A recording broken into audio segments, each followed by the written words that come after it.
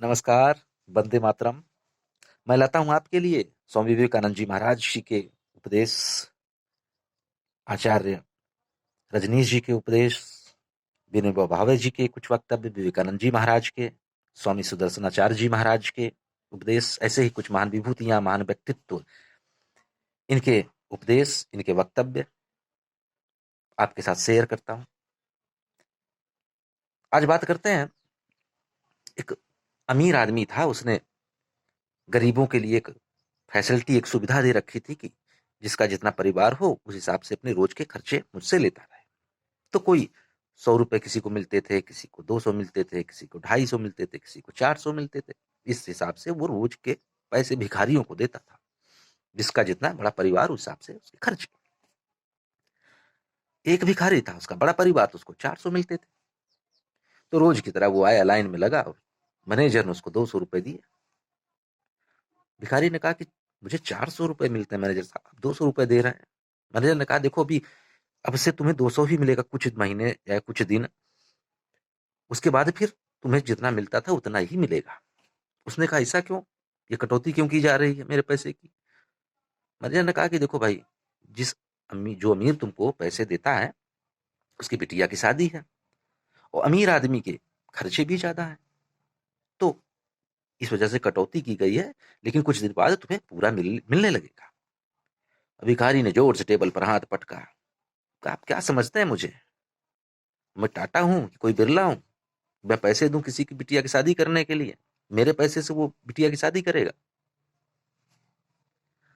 अभी तक जो उसको पैसे मिल रहे थे, उसके लिए उस अमीर को उसने कभी धन्यवाद नहीं दिया। आज जब कटौती की गई तो उसका विरोध उत्पन्न हो गया। ये कहानी उस भिखारी की नहीं, हमारी है, हम सबकी ये कहानी है। परमात्मा ने जो दिया उसको कहते हैं कि मेरा अपना है। वो कभी छिन जाए, कुछ मिट जाए, कुछ खो जाए या कटौती हो जाए, तो परमात्मा का विरोध चालू कर देते हैं। कभी हमने परमात्मा को धन्यवाद नहीं दिया कि नहीं नहीं तूने बहुत दिया, चल, छिन गया तो छिन गया, खो गया तो खो गया, शिकायत हो गई तुरंत। जीवन उसने दिया, जीवन के लिए हम कभी धन्यवाद नहीं देते हैं उस परमात्मा को, उस प्रभु को, लेकिन मृत्यु के लिए 50 शिकायत है। हम मंदिर जाते हैं तो कभी धन्यवाद देने नहीं गए कि नहीं नहीं प्रभु तूने बहुत सुख दिया, उसके लिए आज धन्यवाद देने आए हैं तुझको। हम मंदिर जाते हैं जब हम दुख में हो, कष्ट में हो, शिकायत हो, तो वहां जाके घंटा बजा करके शिकायत करने जाते हैं कि देख लो प्रभु, सुख आए तो मैंने बहुत मेहनत की, रातों दिन खून पसीना बहाया, तब आज मैं सुख के दिन देख रहा हूं। और दुख आए तो उसने दे रखा है, विरोध उसका हो गया। भाई सुख भी उसका, दुख भी उसका, सब उसी का तो है ना ना, लेकिन हम, सुख मेरा, जो हमको मिला है वो मेरा, कुछ उसमें से मिट जाए, कुछ खो जाए, कुछ शिकायत हो, कष्ट हो, पीड़ा हो, तो उसकी दी हुई है। ऐसे नहीं चलता है जीवन। इसीलिए हम, जो मिला है उसकी तरफ हम पीठ करके खड़े हैं। इसीलिए बहुत कुछ मिलने वाला होता है लेकिन हमारे जीवन से चूक जाता है, वो मिलता नहीं है। तो परमात्मा का धन्यवाद। हम किसी को ना आशीर्वाद दे सकते हैं, ना किसी को श्राप दे सकते हैं। मेरा ना श्राप लगता है, ना आशीर्वाद लगता है। कभी इस भूल में ना पड़िएगा कि किसी का आशीर्वाद मिल जाए तो मेरा जीवन बदल जाए। कोई आपका जीवन बदल नहीं सकता है। आप, हम जो आज दुख भोग रहे हैं, कष्ट भोग रहे हैं, पीड़ा में हैं, शिकायत है, इसके जिम्मेवार हम हैं। हम उस समय जब ये कुकर्म संपन्न कर रहे थे तो उस टाइम हमें ज्ञात नहीं था। हमें क्या, हमने सोचा ही क्यों नहीं कि इस कुकर्म के जब फल मेरे सामने आएंगे तो मुझको ही भोगना पड़ेगा। तब तो हमने कुकर्म संपन्न कर लिए, और आज जब उसको भोगने का समय आया तो हम उसकी जिम्मेदारी परमात्मा के ऊपर डाल रहे हैं कि तूने दिया है। यहां पर हर कर्म की, जो भी कर्म हम संपन्न करते हैं, मुंह से गाली भी निकलती है तो वो लौट करके हमारे पास ही आती है, वो कहीं जाती नहीं। ये ब्रह्मांड वापस कर देता है उसको। तो आप गाली दें किसी को आप शब्द बोलें, वो उसके पास जाने वाला नहीं है, वो लौट के आपके पास ही आएगा, वो प्रहार कर देगा। तो हमारे व्यवहार में, हमारे बोलने चालने में इस तरीके के वक्तव्य ना होने पाए कि जो मेरे ऊपर ही लौट करके आए। तो अब हम जब कर्म संपन्न कर चुके हैं तो मेरे भोगने का टाइम है, तो भोगना मुझको ही पड़ेगा, और कोई उपाय नहीं है। यहाँ पर जो जैसा बोता है वैसा काटता है। ये सत्य है, परम सत्य है, अकाट्य सत्य है। तो हम अगर श्राप देने देते हैं किसी को, मेरा लगता होता तो सारी दुनिया पर मनुष्य ही ना रहते, सब एक दूसरे को कोसना है कि वो मर जाए, मैं जिंदा रहूं। तो न श्राप न आशीर्वाद, जो आपने बोया है वो काटेंगे। यही एक सत्य है। हम जब पैर छूते हैं तो आशीर्वाद प्राप्त करने के लिए पैर नहीं छूते हैं कि वो हमको आशीर्वाद देंगे और शायद लग जाए बड़े लोगों का आशीर्वाद तो मेरी जिंदगी बदल जाए। ऐसा कुछ होता नहीं है। हम जो बड़े लोगों के पैर छूते हैं वो इसलिए छूते हैं कि मेरा जो हृदय है वो अभिमान से न डूबे कि मैं बहुत बड़ा आदमी हूँ, मैं बहुत बड़ा विद्वान हूँ, मैं बहुत बहुत बड़ा ज्ञानी हूँ।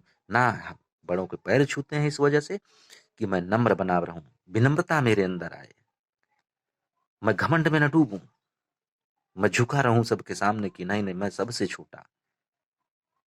ये विनम्रता, ये नम्रता लाने का एक उपाय है, ना कि आपको आशीर्वाद लगाने का एक उपाय है। अच्छा, एक बड़ा प्यारा किस्सा याद आ गया मुझे। अब कुंभ मेला लगा हुआ है। कुंभ मेले में, कहना नहीं चाहिए लेकिन मैं फिर भी कह रहा हूं, जो मुझे खराब लगा तो मैं कह रहा हूं। कुंभ मेले में आज से नहीं, मैं तो बचपन से देख रहा हूँ। इलाहाबाद का ही पैदाइश है तो बचपन से ही है, निवास करने का भी मौका मिला बचपन में। तो मैंने वहां पर देखा है कि आज भी लोग लड़ते हैं, गए हैं वहां पर कल्पवास करने के लिए, इतनी छोटी छोटी बातों पर लड़ाई झगड़े हो जाते हैं, अभिमान से भरे हुए हैं। हमारे हिंदू धर्म में कहा जाता है कि वहां पर 33 करोड़ देवी देवता विराजते हैं। वहां की पवित्र भूमि पर कितने ऋषि मुनियों के पैर पड़ते हैं हमें नहीं मालूम, हमने नहीं देखा उन लोगों को, लेकिन ऐसा मानते हैं। तो हम क्या एक महीने के लिए अपना अभिमान गिरवी नहीं रख सकते हैं कि प्रभु तू आ, मुझको गाली दे कर चला जा, चाहे आशीर्वाद लगा कर चला जा। तू कहेगा तो मैं खा देगा तो मैं खा लूंगा, तू पहनने को कहेगा तो पहन लूंगा। मैं कोई कर्म संपन्न नहीं कर रहा हूँ, अभिमान अपना गिरवी रख दे रहा हूँ। एक महीने के लिए मैं समझता हूँ कि मैं गर्भ में हूँ। तुम आकर के चाहे किसी भेष में मुझको गाली दे, किसी भेष में आकर मुझको श्राप दे, किसी भेष में आकर के मुझको लात से मार दे, मैं कुछ भी बोलने वाला नहीं हूँ। सब मेरा गिरवी रख, तू एक महीने के लिए गिरवी रख ले, मेरा सब कुछ रख ले गिरवी। मैं कुछ नहीं हूं, मैं शून्य हो गया, मैं जीरो हो गया, मैं वापस गर्भ में चला गया एक महीने के लिए।